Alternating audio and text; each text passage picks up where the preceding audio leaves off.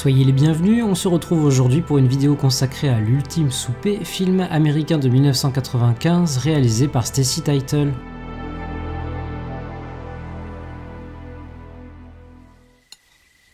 Vous autres gauchistes, vous me faites vraiment vomir.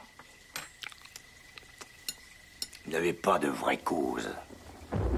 Une cause pour laquelle vous... Vous seriez prêt à mourir? Non, mec, ça c'est facile. Ça n'a rien d'héroïque de mourir. Mais avoir le courage de tuer pour défendre une cause, ça c'est beau. C'est pas n'importe quoi. 5 étudiants de gauche se réunissent dans un agréable pavillon autour d'une table choisie pour refaire le monde. Ce soir, comme chaque semaine, ils invitent un hôte, soigneusement sélectionné, à partager leur table et à exposer son point de vue sur un sujet donné.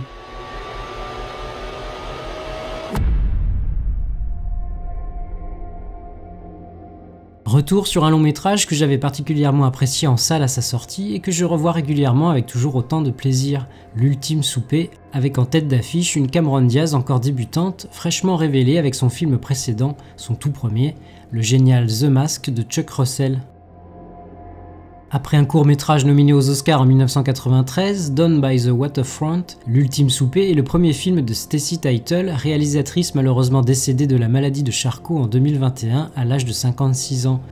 On lui doit également Let the Devil Wear Black en 1999, Hood of Terror en 2006 et The Bye Bye Man en 2017.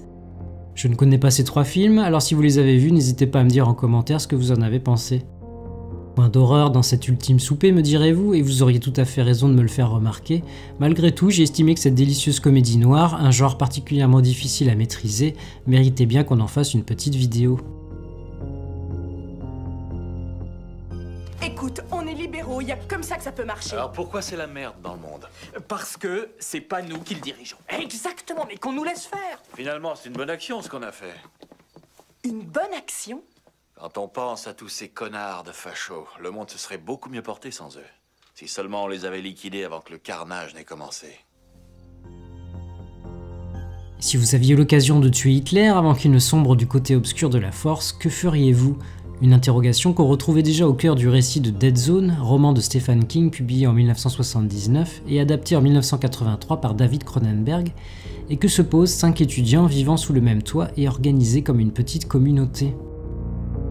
Alors qu'on leur reproche, à juste titre, leur vision trop théorique des choses et leur inaction politique, nos étudiants décident de pousser un peu plus loin leur rituel du dimanche consistant à convier à manger une personne aux convictions totalement opposées aux leurs afin de tenter de renverser son opinion. Dorénavant, en cas d'échec, l'invité se verra mettre hors d'état de nuire par empoisonnement à l'arsenic. Situés à gauche sur l'échiquier politique, nos étudiants prônent, chacun à sa manière, des valeurs progressistes.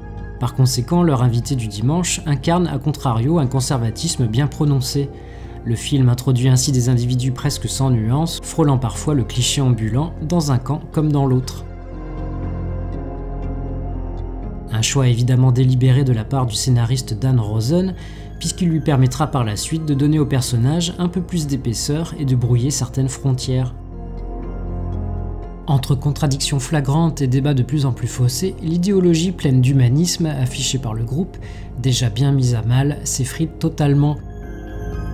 Bien incapable de convertir qui que ce soit par un débat argumenté et non biaisé, et malgré les réticences de certains, nos étudiants finissent par succomber à leurs a priori, condamnant et punissant leurs invités sans autre forme de procès.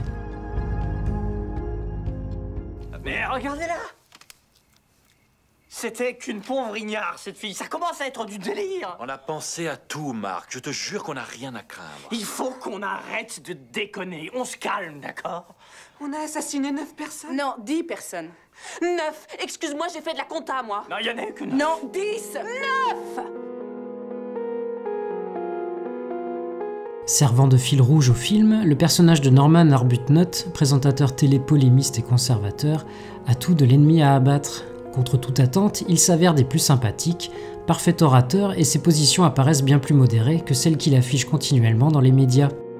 Le titre du film faisant référence à la célèbre toile de De Vinci représentant le dernier repas du Christ, et les étudiants étant prénommés d'après certains disciples de Jésus, Norman pourrait finalement être celui qu'ils espéraient, celui qui pourrait mettre fin à leur spirale meurtrière.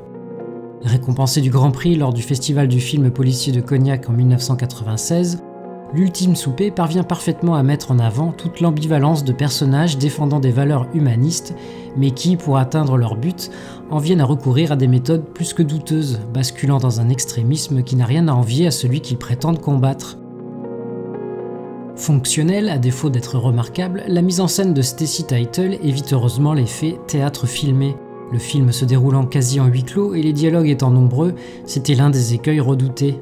En plus d'une excellente BO, d'une belle photographie automnale, d'un Ron Perlman et d'un Bill Paxton, alors en plein tournage d'Apollo 13, réjouissant, le film est ponctué par les avancées de l'enquête menée par la shérif Stanley sur la disparition d'une adolescente nommée Jenny Tyler, un rôle purement photographique tenu par une toute jeune Elizabeth Moss, ainsi que par des tableaux étranges et inquiétants ne présageant rien de bon, et par la place de plus en plus importante prise par des tomates nourries à l'engrais plus ou moins naturel, offrant alors à l'ensemble une ambiance vraiment singulière, à découvrir d'urgence.